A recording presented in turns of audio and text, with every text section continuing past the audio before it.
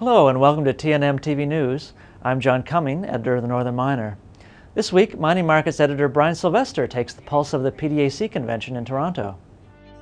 Maybe it's the drills. Maybe it's the thrills.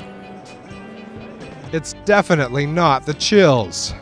For whatever the reason, we came here to PDAC 2009 to find out why people have been coming to this convention for 77 straight years. What brings you to PDAC? Well, I'm a newsletter editor from Germany, and I'm writing about resource stock, so that's the first time for me here in Toronto. And I really like it because a lot of the companies I know are here, and a lot of people I know are here, and it's an exciting event, the biggest resource event in the world, so I'm really looking forward to meet other people now. Everybody who is involved mining, minerals exploration, production, and so on. So it means this is educational, this is informative, and a forum of meetings of colleagues from the entire world.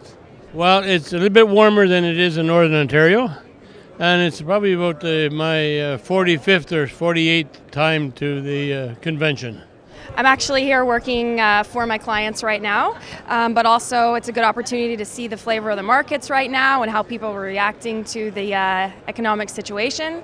So it's just a good time to be here to see what's going on with the markets overall. More than 20,000 people attended last year's convention, and PDAC 2009 is expected to draw between 16,000 and 17,000, many of whom are either seeking jobs or looking for other opportunities in a sagging economy. Oh, we're just trying to get a barometer of how the business is going at this point, where my company is in the engineering and construction business, and things have slowed down a bit.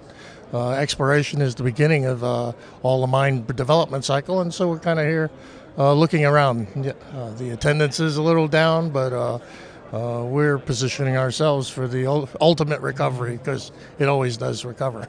I'm actually doing some work in Canada at the moment on a project. I live in China, and I'm from New Zealand. I do research in uranium, so I'm here to meet people, companies, and I also have some meetings with industry. I'm a first-year geology student with Laurentian University, and the department has taken a trip down here to talk to some people in the industry and maybe get some jobs and make some contacts. I'm with Memorial University in Newfoundland, and we just sent about 33 students up here for the experience and hopefully to find a job. I'm here looking for a job. I'll be dropping off some resumes, and I'm graduating this year. As we've learned, people come to PDAC for a number of different reasons, and it's a sure bet that they'll be back again in 2010 for the 78th convention. For TNM TV News, I'm Brian Sylvester.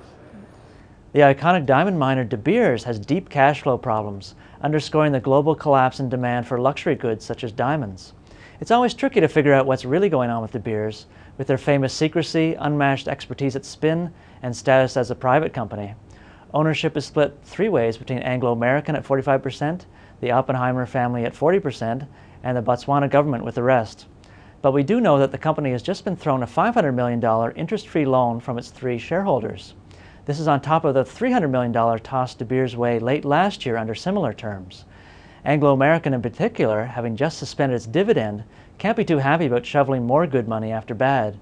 De Beers only made a $90 million profit in 2008, as sales were essentially static at $6.8 billion, including industrial diamonds. But 2008 was made up of two completely different markets. The first 7 months were highlighted by record sales, near record production, and the pushing through in July of a 16% price increase for rough. The last quarter, of course, was characterized by the deepening of the global recession and a 40% plummet in rough diamond prices. But perhaps even more shocking is that De Beers and his partner, the Botswana government, through their Debswana partnership, haven't pulled a single diamond out of the ground in Botswana since mid-December. The 32 million carats Debswana mine in Botswana last year accounted for 2/3 of the total production of De Beers and its joint venture partners. With De Beers' biggest, best, and lowest cost mines now idled, the next question is how will it generate enough cash flow to pay down its heavy $3.6 billion debt load, plus the $800 million bailout. Presenting De Beers' annual results to the public, Managing Director Gareth Penny appeared alone in an odd taped videocast rather than the usual press conference. That the usually highly visible Chairman Nicky Oppenheimer and Group Finance Director Stuart Brown didn't appear on camera speaks volumes. Remarkably, Penny didn't specifically mention the bailout or the Botswana stoppage, which makes you wonder what else was left unsaid. There was certainly no indication as to how secure De Beers mining jobs are in Canada, or that the company was on the verge of axing 128 employees at its Snap Lake mine in the Northwest Territories and cutting off or severely reducing the work for another 90 contractors. Well, thanks for watching, and see you next time.